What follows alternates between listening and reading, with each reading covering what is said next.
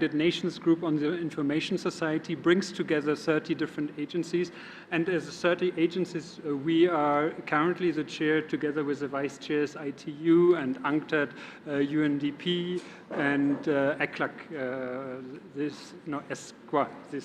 this year.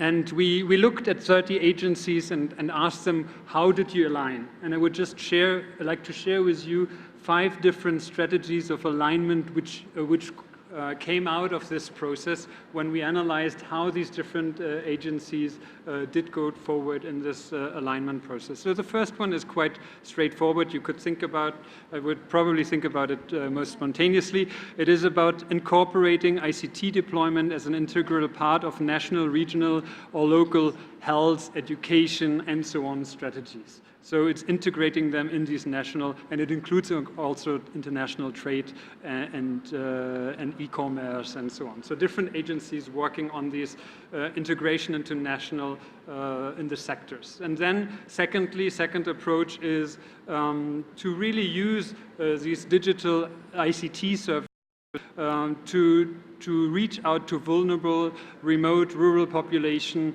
realizing that ICTs really have an important role to play to ensure rights-based development. That can include freedom of expression through social media and so on, where ICTs are key also to reach out and ensure rights which normally could not be ensured. A third dimension would be to provide technical and policy advice on the potential of ICT innovations for sustainable development through capacity building exercises and training for policymakers. A lot of agencies are doing that. And the fourth dimension would be to support the measurement and monitoring of ICT for development initiatives within different sectors by reporting on the SDGs indicators. And UNESCO, through its UNESCO Institute of Statistics, does integrate now 2 new indicators in their ongoing annual education statistical work on ICTs. So that is a new part for us, new measurement. And then fifth, also generate and analyze new statistical data and offer support to new and innovative platforms for data collection. So these are the 5 dimensions if we looked at different agencies on how we approached it. And in 2 minutes I couldn't do more, and another time I will speak more about UNESCO then. Thank you. Thank you very much, Cedric. We will go quickly through our panelists, and then we will open the floor for additional questions. I would like to move to our colleague Cecile, who is Economic Affairs Officer at the UNCTAD and leading the work of e-commerce and the law reform of the coordinator of e-trade for all. Please, Cecile. Many thanks, Vladimir, and many thanks to ITU for organizing this session. UNCTAD is also part of the co-organizer of the WISES, and in particular the action line C7 together with UPU and ITC. And at the last session in May, we organized a session which focused on leveraging ICT to support the SDGs on trade growth for least developed countries. And we heard from entrepreneurs from LDCs about how they take advantage of e-commerce. And e-commerce represents a good illustration of the connection between ICT and the SDGs by providing new opportunities and new markets. Online commerce can become a powerful driver for growth, economic growth. Access to the internet is estimated to have the potential to generate over 2.2 trillion in additional GDP and more than 140 million new jobs in developing world. So, for example, the SDG target 1711 is to significantly increase the export of developing countries, in particular with a view to doubling the least developed countries' share of global exports by 2020. And this will, by necessity, require greater involvement of developing countries in the digital trade and e-commerce. A market, again, which is estimated to $22 trillion. So the SDG, we all know that they only can be realized with a strong commitment of the global community and partnerships. And with these premises, UNCTAD has launched last July, together with its partners, a new initiative. So you were talking about concrete projects, Cedric, as well. And this is also a concrete project that is called E-Trade for All. I've got some brochure for those who are interested. It is a multi-stakeholder initiative aiming to improve the ability of developing countries to use and benefit from e-commerce. It will be a driven mechanism, and the idea is basically to have partners cooperating with the private sector to pool capabilities and resources. Today we have 18 organizations, international organizations that have joined. I understand that ECLAC is also eager to join, and we have 22 private sector companies on board. And this is very little for the moment because the initiative is so new. This initiative is basically very timely. As Cedric said, e-commerce can involve multi-stakeholder, and we all have to work together. So the idea basically is to build a portal, a platform where developing countries' government will see whatever assistance is available, capacity building assistance by all members. It's like a bit Airbnb. You will select some parameters and some product fact sheet will appear, and then you will contact directly the person in charge of the program. So that will facilitate the transparency, coherence among the programs, and also facilitate the donor contribution, because they can see whatever is available, and according to the development priorities, they can select whatever programs. So the E-Trade initiative focuses on 7 areas. Again, we don't have much time, but those areas are the main bottlenecks for e-commerce. So e-commerce strategies, ICT infrastructure, of course, is important. You have to connect, otherwise you can't do anything. ICT skills are also very important. You cannot be connected without the knowledge of using the tools. Then there's the payment solutions, which is often a bottleneck. Trade facilitation as well, the legal framework, which is crucial to undertake any activities online, including e-commerce, and access to financing. So I would like to invite you to join the e-commerce week, which will be from 24 to 28 April in Geneva. And there will be the first gathering of the partners of E-Trade for All. Thank you very much. Thank you, Cecile. We are witnessing, and we will continue to witness many initiatives and processes to be aligning with the SDGs in the future. In this respect, I would like to inform you that this meeting comes as a part of the series of the regional review on the VISIS implementation process that we have started recently. This is something new for the VISIS implementation on behalf of ITU, at least.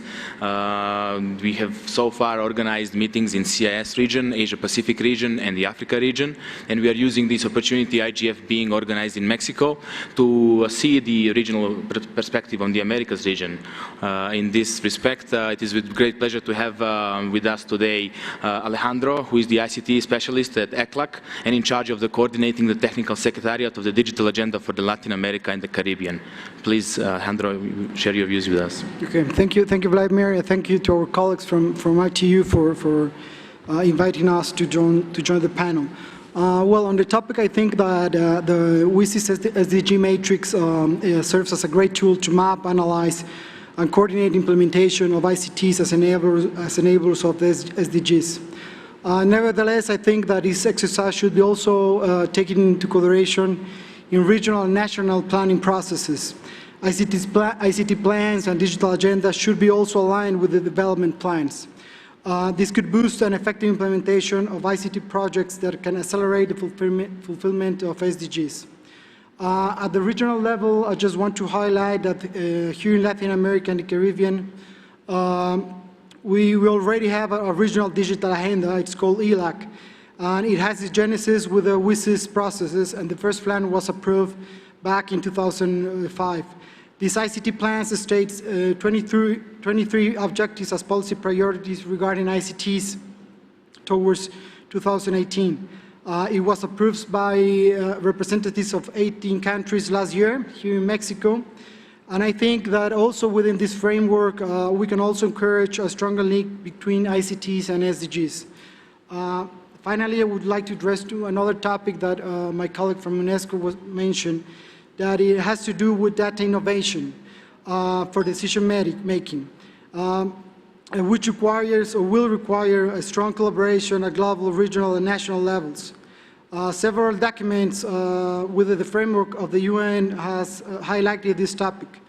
Eventually, next year in January, the UN will hold the first UN Data Forum that will take place in South Africa.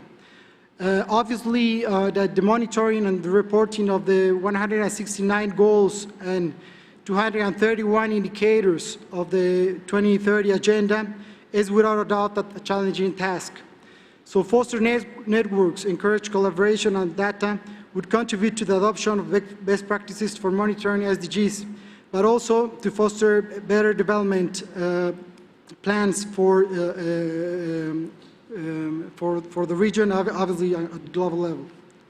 Thank you. Thank you, Alejandro.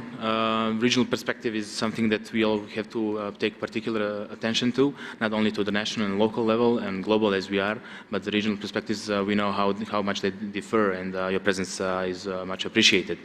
I would now like to move to our other partners of the WSIS Forum, the Internet Society, ISOC, which has been a contributing partner of WSIS Forums in the last several years, and also plays a key role in the nominating of high-level track facilitators for the technical community. With us today we have Constance, the Senior Director of the Global Internet Policy at the Internet Society. Please share your views on the raised topic. Thank you, Vladimir, and it's a pleasure to be here. Today, the Internet Society has been a long-standing partner of the ITU in the organization of WSIS implementation, WSIS Forum, and of course, more broadly, participating in WSIS discussions. I think this discussion is extremely timely. It allows us to reaffirm that WSIS is all about sustainable development. We saw that some of the discussions deviated at certain points of time on internet governance discussions, but really the origin and the purpose of WSIS is about sustainable development. 10 years after WSIS Phase 1 in 2005, with the 10-year review of the WSIS process, the community reaffirmed two very important points from our point of view. First of all, that to build the information society we want, it's important to use ICTs to reach broader goals, and specifically sustainable development goals. And the way to do that really is the multi-stakeholder approach, hence the importance of having these inclusive dialogues. And again, it's a privilege for the Internet Society to be part of this session today. So I think really the alignment of WSIS and sustainable development is natural. And we're seeing today that the partners, the different stakeholders, are also reorganizing their work. I'll take the example of the Internet Society. Our plan of activity for 2017 now comprises very clearly and explicitly a sustainable development initiative. I would also add that I think that WSIS plus 10 is not the end of something. It really is the beginning. We have to think about implementation. The 10-year review was also an opportunity to realize that all the targets had not been reached. So now is the time to talk about methodology and acceleration. From this perspective, I think there are two ways, two tools that perhaps can be developed further. First of all, the need to articulate explicitly the link between ICTs and sustainable development goals. The ITU matrix in that regard did a fantastic job, and many of our organizations use it to inform, enlighten how we organize our own activities. And then I think with a little bit of time, we can take a step back and start gathering data, relevant data, on what works and what doesn't work. We know that simply equipping schools is not sufficient. You need a full enabling environment. You need capacity building for teachers. You need the right policy environment. And with time, we are now able to analyze what works and what doesn't work. And in this regard, I think the WSIS forum and the implementation track that feeds into it is probably a very good opportunity to bring together high-level policy officials and showcase all these stories. And the WSIS awards are also a good opportunity to do that. So thank you. Thank you, Constance. Before we move to showcasing these ICT projects that are moving forward to sustainable development, I would like to invite another partner of ITU, IEEE. with whom we have been working together closely in the recent years, and we are exploring to add the innovative component to the future, to the upcoming WSIS forum in the form of hackathon. Today with us we have Justin, who has been following WSIS process closely on behalf of IEEE. Please, Justin. Oh, great. Well, thank you so much for asking us to speak here and all the work on organizing the forum. We know how hard that is. I'd like to focus on one specific area, and that's the local grassroots efforts and bringing it into the WSIS forum, because I think that's vital to the WSIS implementation and the SDGs. And see, because when it comes to IEEE, grassroots is our wheelhouse. We have thousands of technical communities around the world. And I'd like to give an example. One of our groups, it's a special interest group in humanitarian technology in Tunisia. They worked on a volunteer basis to connect 2 schools with plans to connect 1 school per state in Tunisia during 2017. In addition to just connecting, they're providing high-quality STEM education to the students, boys and girls both. And what really makes it special is, this is university students doing this. They're in the middle of doing their studies and working extremely hard. And I could spend a lot of time talking about that, but really, projects like this should be brought in our opinion, brought into the WSIS forum. So with that, because knowledge and funding are just so important in not only initiating, but actually completing these types of projects. And this is what benefits the community, and this is what achieves the SDGs.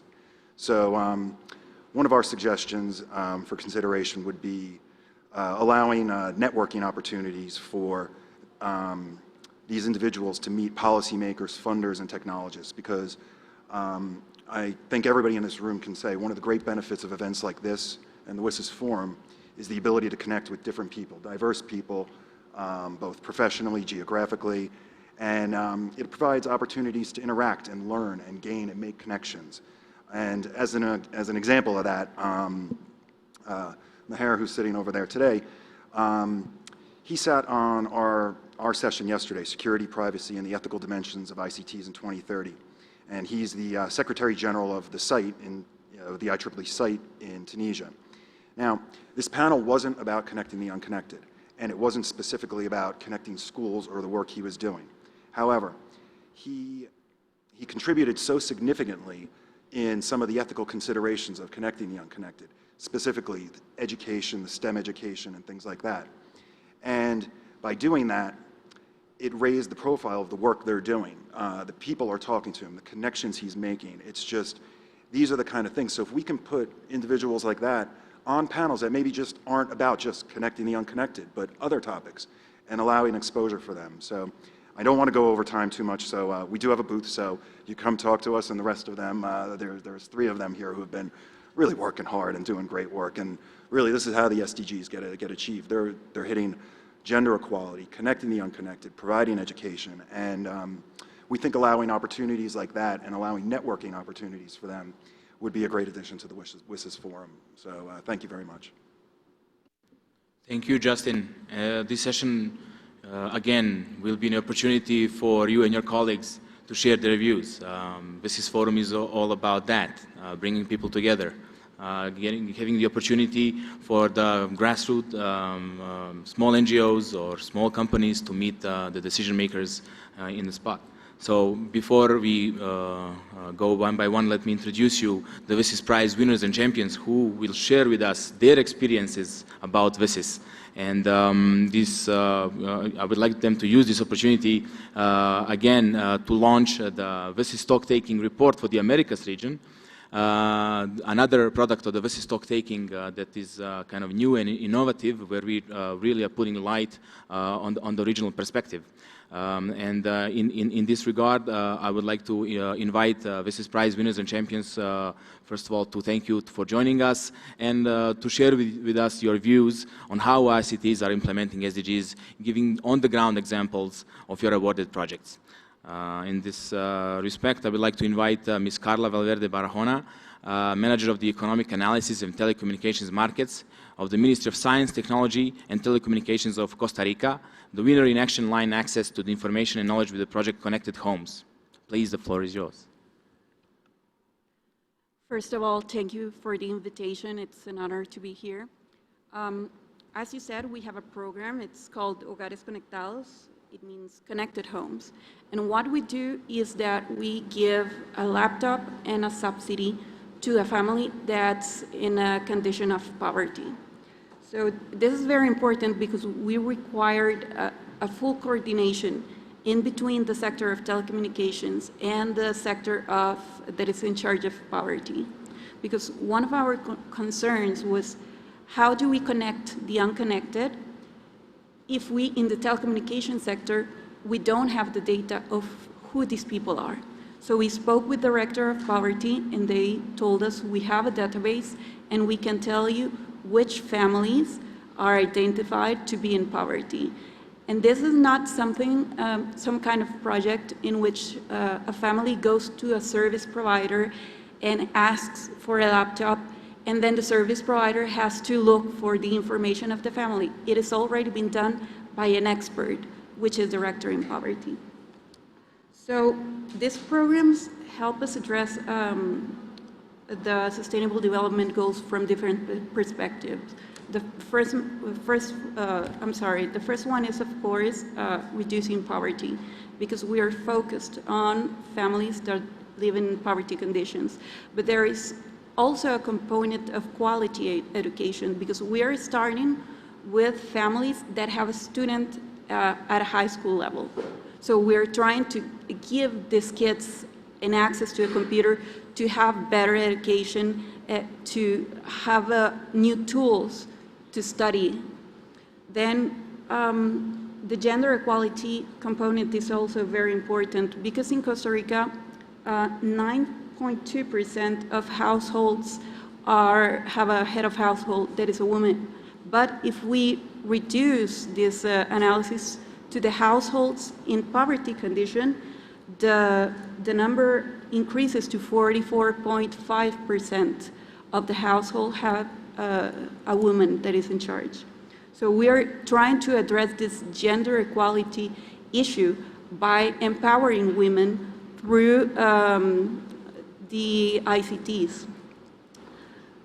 And this is also related to other components like good health and well-being and decent work and economic growth, because, and building on what's been said before, we can't have the program as a standalone program. So we also have these other initiatives that are not part of Hogares Conectados, but that work together. For instance, we have to train teachers. So we have a program of Tecnoaprender, because there is no use in giving the kids a computer if the teacher doesn't know how to use it.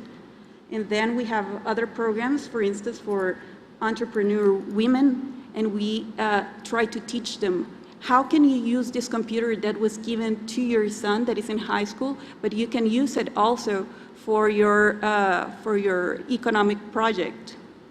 So I won't extend my presentation anymore, but I think it's, in the end, it's very important for Hogares Conectados to work not only on the perspective of telecommunications and ICTs, but to work from a global perspective with the poverty perspective and the education perspective and the gender equality. Thank you. Thank you, Carla.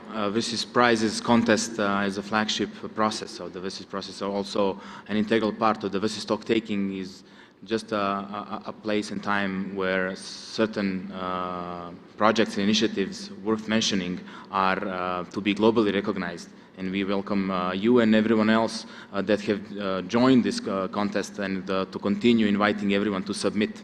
I would like to move now to Madam Cristina Cardenas from the Mexican National Digital Strategy, who is a general coordinator and a winner in the action line e-learning for the Mexico's platform of massive open-line online course. Cristina, please share your views with us. Hi, thank you for the invitation. And similar to Costa Rica, we are improving our implementation of education.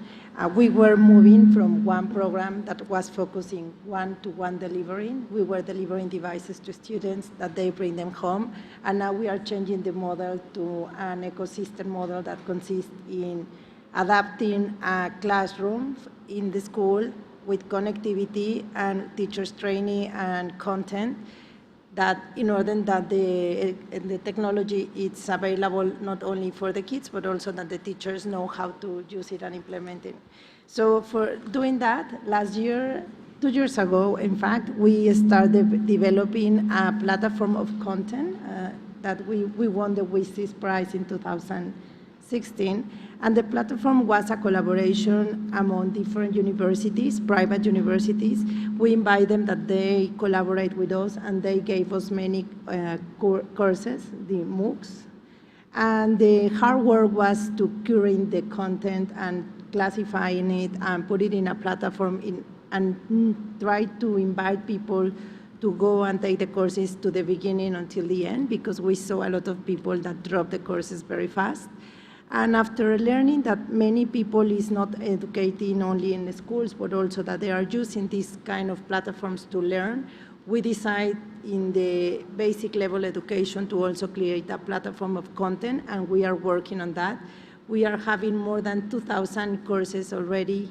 There are small courses for teachers in order that they know how to implement technology in the schools, because from my point of view and from my job position, it's very easy to talk about how the ICT impact in education, but it's a very hard work trying to include it in the curriculum of the schools, in the elementary schools.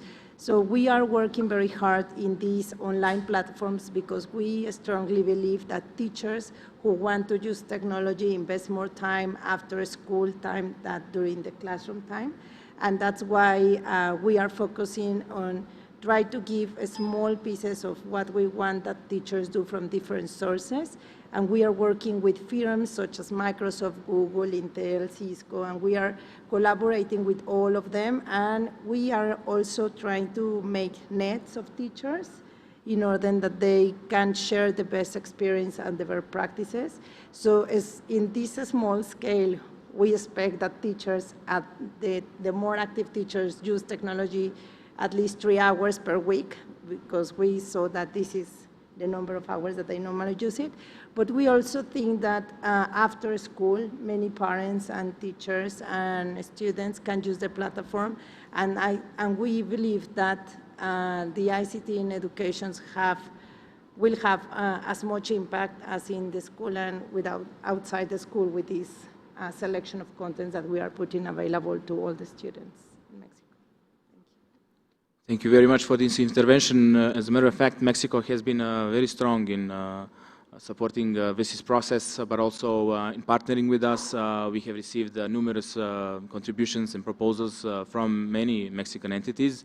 And in this regard, it is also a pleasure for me to introduce another WSIS Prize champion that won in the category Enabling Environment, the Federal Telecommunications Institute of Mexico, that was awarded for the project Mobile Telephony Plans Cooperator. With us today, we have Mr. Victor Manuel Martinez Venegas, Director of International Policy of the General Coordination of International Affairs. Dear Victor, the floor is yours. Thank you very much, Vladimir. Also, it's an honor to me to be here on behalf of the Federal Telecommunications Institute. Good afternoon, everyone. In the Institute, we are fully committed that the access to telecommunication services plays a transformative role in the economic and social sectors. The ICTs are an essential part of long-term social and economic development. Then we celebrate the renewal of the mandate to the WSIS Forum, and therefore we are working in order to collaborate with many Mexican stakeholders to achieve the SDGs through the development of telecoms and broadcasting services, including broadband and internet. One clear example of this is that the Federal Institute have so many projects. One of them is the mobile telephony plan comparator, that is the project that wins the award to champion in the last WSIS Forum. This tool allows to compare all mobile services, pay TV, internet, and fixed plans in its single, double, and triple play modalities. In this way, users have an online tool that allows them to compare the current package of the various telecommunication services. and also to find specific details regarding subscription charge, features, tariffs, and other options. At this point, it's important to emphasize that the comparator, in our point of view, contributes directly to achieve the SDG number 9, in particular the 9C, and also contributes to achieve of the 16 objective. The contribution to SDGs is due to the fact that the comparator, as well as the reports emanating from it, empowers users with the necessary information that allows them to freely choose the service provider and permit them to know the commercial conditions on which they are contract the telecommunication services. So the comparator contributes to foster economic competition in telecommunication services and to decrease the prices of services and improve the quality of that services.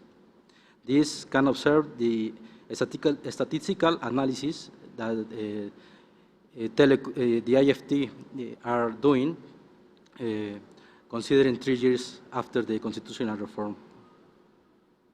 In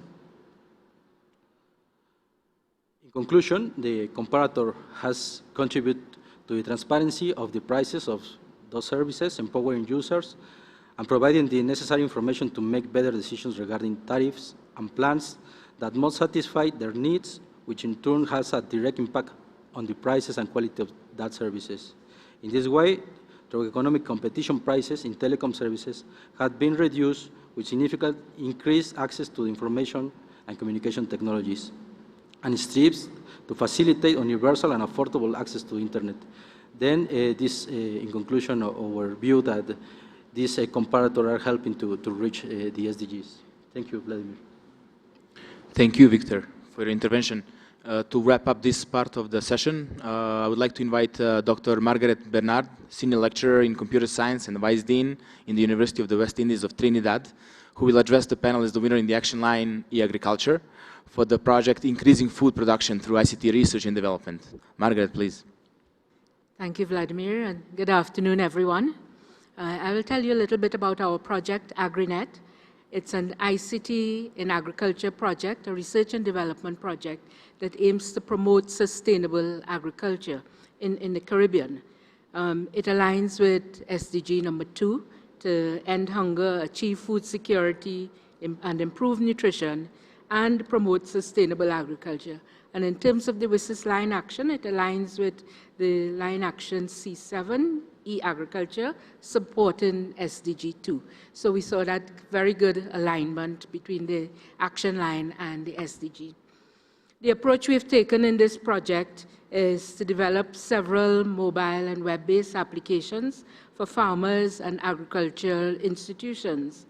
We have developed a number of apps, as well as we've developed an open data platform for storing national agriculture data. I want to just quickly give you a little feel of what some of the apps have done. One of them, AgriDiagnose, is an expert system for pest and disease diagnosis, and they all include an educational component as well. And we focused on 4 crops: cassava, cocoa, hot peppers, and tomatoes. So I don't know if there's any interest in the room on those crops. Another app, which is AgriMaps, is a spatial app that provides farmers with information on their soil and other topographical features of their land, and recommends to them what is the best crop to plant for that farm. It's also a tool that can be used by the agricultural policymakers to manage land use within the country. Another app is a financial management tool. Most of the farmers in our country, and in fact in the whole Caribbean, family farms, small family farms, and many of these farmers do not keep good records. This tool allows them to manage their farm as a business. And what it promotes then is that farmers can now become more active participants in value chain discussions within the country, can have access to financial centers. It can allow private sector investment, risk and insurance services to come in. So all of these things are important for us to develop in the Caribbean. All the apps have a back-end data analytic module, so we can analyze the data to see what is happening at a country level or even at a county or municipality level. One unexpected outcome that we're very pleased with is the way we were able to engage youth in agriculture. Many young persons now see the possibility of agriculture as a career, that if agriculture is more ICT driven. Being recognized as a WSIS champion this year gave greater visibility to our project in Trinidad and Tobago and the rest of the Caribbean, and very importantly, it validated the work we were doing amongst the policymakers because we were recognized by such an esteemed international organization. Thank you. Thank you, Margaret, very much. This is exactly what WSIS Prizes and WSIS Talking is all about, to promote such projects globally and hopefully make space for your projects to partner with other entities. Dear all, we have just been joined by His Excellency Mr. Jānis Karkliņš, Ambassador of the Republic of Latvia to UN in Geneva, who is no stranger to WSIS stakeholders community. Ambassador Karkliņš, we have heard from our colleagues from UNESCO, UNCTAD, and other partners about how their vision on how WSIS action lines and WSIS process are supporting in implementation of SDGs. Would you please share with us your views on this topic? Thank you very much. I will try to not contradict anything that has been said before that I did not hear.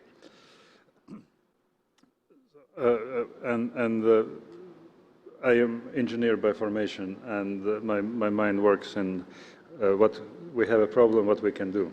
So, and in the same way as I see the world and the SDGs. So we have two phases now in SDGs. First phase is to work out national implementation plans, and the second phase is to implement those national plans to meet objectives that have been set out by Sustainable Development Agenda.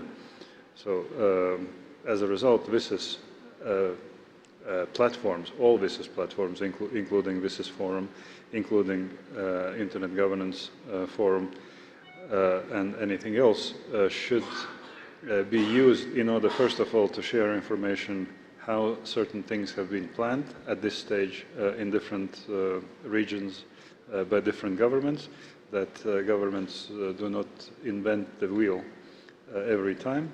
And then starting most probably from next year, gradually we need to move to sharing information on implementation, what is working, what is not working. Again, that governments are not stepping on the rake time and again and getting bumps on their foreheads. So, WSIS, or ITU actually has done, in my view, very commendable work by mapping WSIS agenda to SDGs, and this matrix, I think, can be used for sort of planning activities related to first phase and the second phase in general. So I hope it was not something that contradicts what has been said before. Thank you very much for all of your interventions. The time is closing on us. We still have some 7 to 10 minutes left. We have some comments from the floor. Please, Denise from UNDESA. Thank you, Vladimir. I think this session is very timely that we have interlinkages between IGF and WSIS. As you know, UNDESA is the action line facilitator for WSIS Action Line 1, 11, and C7. We've organized 2 sessions last year during the WSIS meeting. And after the WSIS meeting, we've launched the UN e-Government Survey 2016. If you haven't checked yet, I encourage all the participants here to check the latest data on UN e-Government Survey. And of course, we've just started the preparations for the next survey. We will have consultation meetings in Africa and in South America and Latin America early 2017. And this year, during the WSIS Forum, we plan to organize, again, 2 sessions, and we plan to focus on the role of private sector, specifically, in our facilitation meeting. And also, we will have a session on e-government. And we are hoping that our work on WSIS will feed into a high-level political forum in June in New York, and also the STI forum. And before that, we are also in communication with UNCTAD colleagues to have a meeting during CSTD, and also bring that discussion to WSIS forum. So thank you for the opportunity for giving this update. Thank you, Denise. We have another intervention from the floor. Please introduce yourself. Thank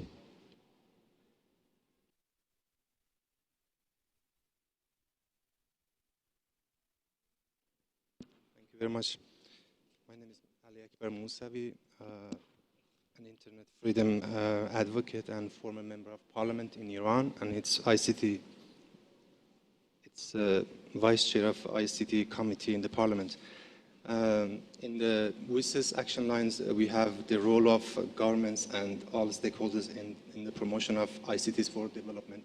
I think there is no doubt that the US government had and has a lot of influences and a big role to develop ICTs around the globe.